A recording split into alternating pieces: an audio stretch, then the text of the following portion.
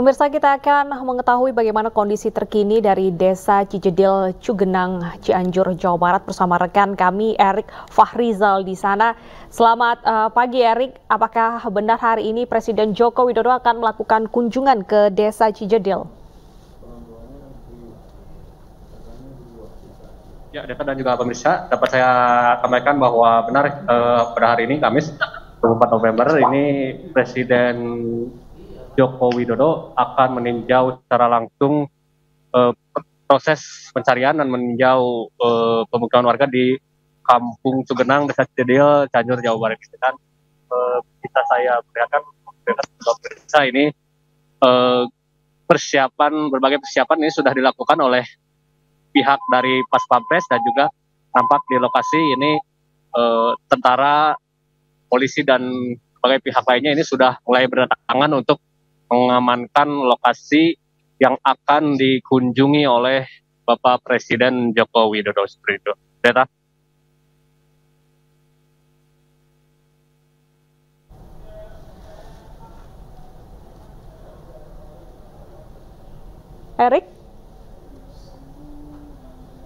Erik, bagaimana proses evakuasi hingga hari ini? Ya, hingga hari ini proses evakuasi ini masih terus dilakukan, tetapi sampai hari ini belum membuahkan hasil, meskipun sudah dikerahkan hingga 5 alat berat beko dikerahkan ke lokasi, namun belum juga mendapatkan atau menemukan korban yang tertimbun tanah longsor gitu. Kendalanya apa Erik pada saat proses evakuasi? Ya, untuk kendalanya sendiri ini kontur tanah yang lembek akibat hujan deras yang mengguyur wilayah Cianjur kemarin ini membuat kontur tanah di lokasi kejadian cukup berbahaya, yang kemungkinan besar bisa terjadi longsor susulan yang membahayakan petugas begitu.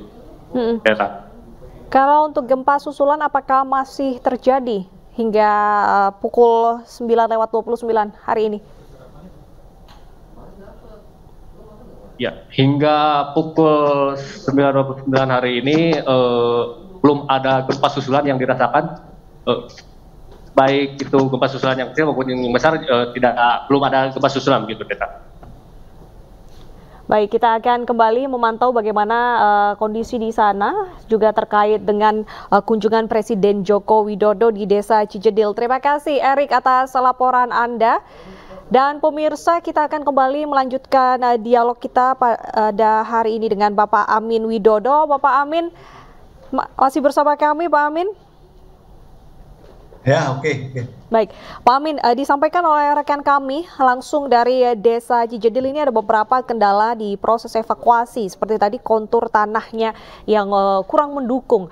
Menurut Anda, bagaimana Anda melihat kinerja tim gabungan dalam proses evakuasi? Apakah sudah sesuai jalur dan juga tepat sasaran? Jadi kalau kita lihat memang kondisinya memang ada daerah-daerah yang memang kalau lihat di video kan banyak sekali tanah-tanah yang jalan-jalan yang rusak dan tidak bisa dilewati. Jadi ada yang harus pakai jalan kaki dan lain sebagainya. Nah, kalau kita lihat memang demikian, karena sudah ada tim dari Badan Geologi, BMKG, BNPB dan mereka memang tugasnya memang seperti itu. Jadi ya tidak masalah. Jadi memang harus karena kondisi lapangannya aja yang banyak kerusakan di tanahnya maupun di bangunannya. Oke. Untuk daerah terdampak gempa sendiri tentunya kan memiliki kondisi yang berbeda-beda. Apakah penanganannya juga harus disesuaikan dengan kondisi lapangan? Iya, mestinya nanti ini harus segera dilakukan kajian. Salah satunya itu tuh yang nanti menjadi sangat penting itu adalah tadi perbedaan tinggi rendah tadi.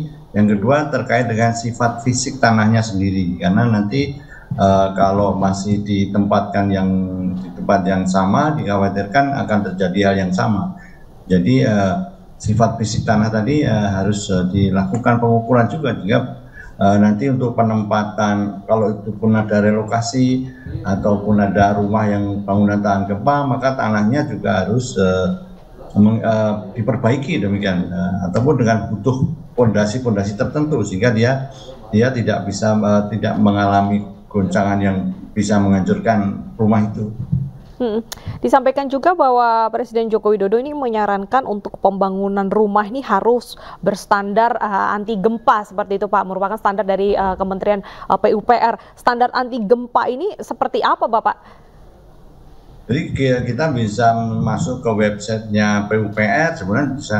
Jadi intinya di situ harus ada tulangan besi di pojokan itu, terus kemudian ada slope di bawahnya, terus di atas ada juga baloknya. Jadi seperti itu.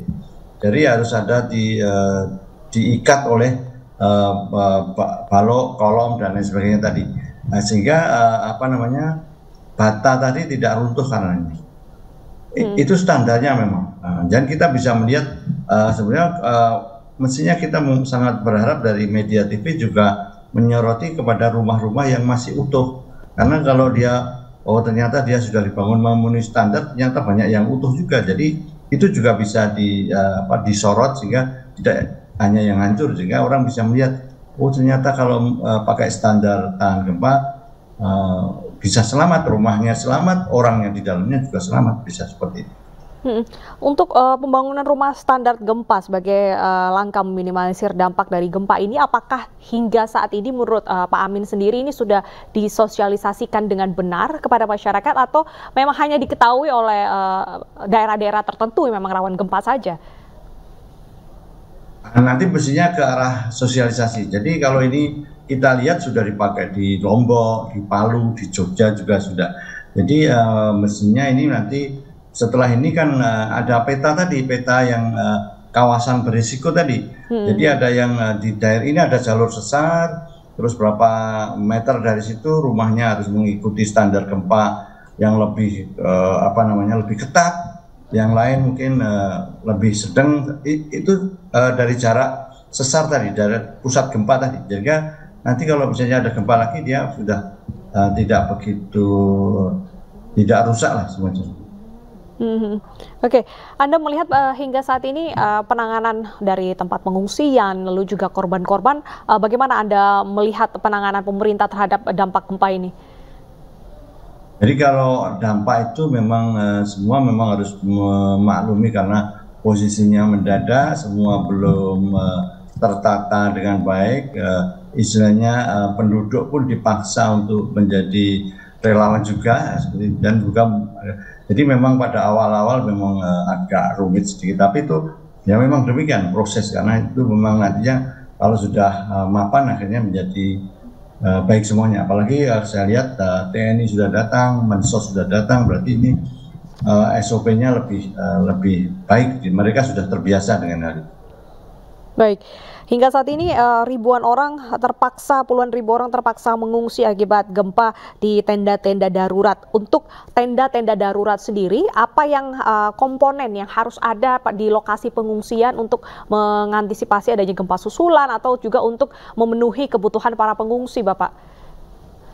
Kalau tenda darurat kan itu memang sudah ada standarnya, biasanya BNPB, BPBD sudah ada cara standarnya. Termasuk yang dibutuhkan biasanya seperti toilet dan sebagainya, itu adalah bagian dari perlengkapan yang ada di tenda yang umum tadi, yang sudah dimiliki SOP-nya oleh BNPB maupun BPBD. Jadi sudah ada standarnya lah semuanya.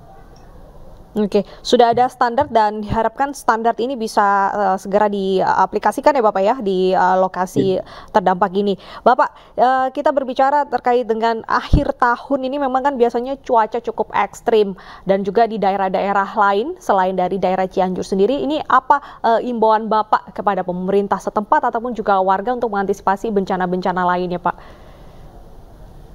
Jadi bencana yang jelas terjadi kemarin kan longsor, dan itu dan memang demikian, kalau ada lereng yang tajam kemudian tidak terlindung dengan baik, maka begitu ada guncangan memang dia bisa longsor. Dan ini longsor ini mestinya dia nanti akan diikuti longsor berikutnya di mana-mana. Nah ini semua harus mewaspadai ini, karena nanti kalau hujan ini masih datang terus, itu longsor itu nanti bisa tambah luas.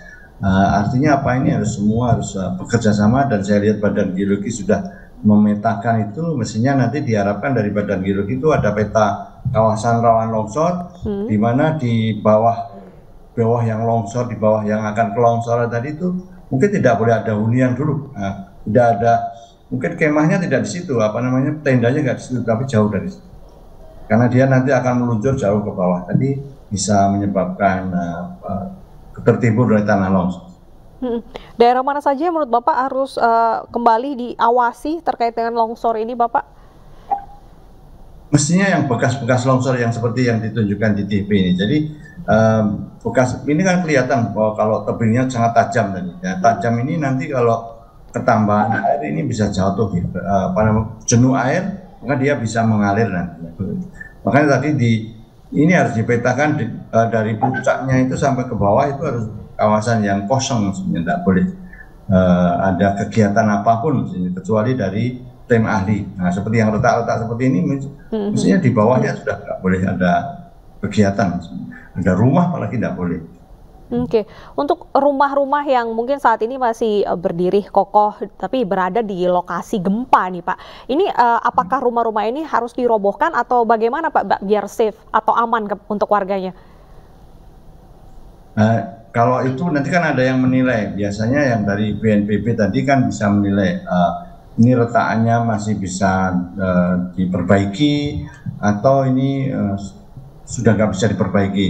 Misalnya retakannya jarak retak tadi melebar demikian, ya, nah itu mestinya berbahaya. Atau dari pojok dari rumah tadi sudah pecah dan lain sebagainya, itu maka itu sudah tidak layak huni kalau yang seperti itu.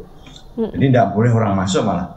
Jadi mestinya biasanya itu dari tim BNPB nanti akan menempeli rumah-rumah yang ini merah, tidak boleh dimasuki lagi, kuning masih bisa diperbaiki, hijau aman. Nah, biasanya seperti itu. Oke, berarti memang ada indikator dan ini memang tugas selanjutnya ya untuk melihat apakah rumah-rumah yang memang masih berdiri ini aman atau tidak aman dimasuki oleh warga. Selain itu Bapak, hingga saat ini kan proses pencarian korban masih terus dilakukan, masih ada beberapa korban yang belum ditemukan dan ada daerah-daerah yang mungkin masih rawan. Ini apakah ada saran kepada tim penyelamat agar bisa menembus lokasi yang mungkin rawan tapi tetap tidak melupakan keselamatan, Pak? Jadi koordinasi antar lembaga tadi, ada Badan Geologi, ada BMKG, ada BNPB, itu harus dilakukan. Jadi misalnya nanti harus ada tim perintis dulu dari Badan Geologi, apakah daerah itu masih kalau terkena guncangan itu bisa bermasalah apa enggak, itu dari Badan Geologi tadi yang menilai. Kalau memang itu tidak masalah, mungkin tim relawan ataupun Basarnas bisa masuk. Tapi kalau nanti ada indikasi mau longsor lagi atau mau bergerak lagi, ya itu mestinya tidak boleh dilakukan penyelamatan di situ. Mestinya harus menunggu dari Badan Geologi. Ini rekomendasi dari Badan Geologi. Oke, terkait dengan relawan, tadi Bapak menyebutkan ada sejumlah relawan dari beberapa kalangan mungkin yang turut membantu. Niatnya adalah untuk membantu para korban, proses evakuasi, ataupun juga penyaluran logistik. Nah, untuk relawan sendiri ini apakah harus ada SOP tertentu atau kriteria tertentu agar orang ini memang bisa terjun ke dalam lokasi bencana seperti ini yang memang diantisipasi takutnya ada gempa susulan, Pak? Jadi BNPB itu selalu membuka pos relawan demikian, baik secara online maupun di tempat. Sehingga orang-orang yang mau mendaftar sebagai relawan baik dari kelompok-kelompok tertentu tadi harus melalui itu. Nah, sebenarnya nanti biasanya itu ada tes-tes kecil yang dilakukan oleh BNPB. Oh, ini bisa apa, bisa apa. Nanti mereka akan ditempatkan di tempat-tempat yang semestinya ada. Baik, berarti jika ingin menjadi relawan tetap harus melewati jalur yang tepat ya Pak, mendaftar ke BNPB, tidak disarankan untuk langsung datang seperti itu ke lokasi bencana ya? Iya, semua harus ke pusat ke BNPB, nanti kan BNPB yang tahu mana yang kurang relawan, mana yang enggak. Tapi kalau semua nanti sesukanya dia membawa bantuan juga sesukanya ke satu tempat yang sama, yang lain nanti bisa nggak kebagian, jadi bisa seperti itu. Baik, terima kasih Pak Amin sudah bergabung bersama kami dan memberikan banyak sekali pencerahan, terutama edukasi kepada masyarakat pada saat terjadinya gempa. Sehat selalu Bapak dan terima kasih sudah bergabung di Breaking News.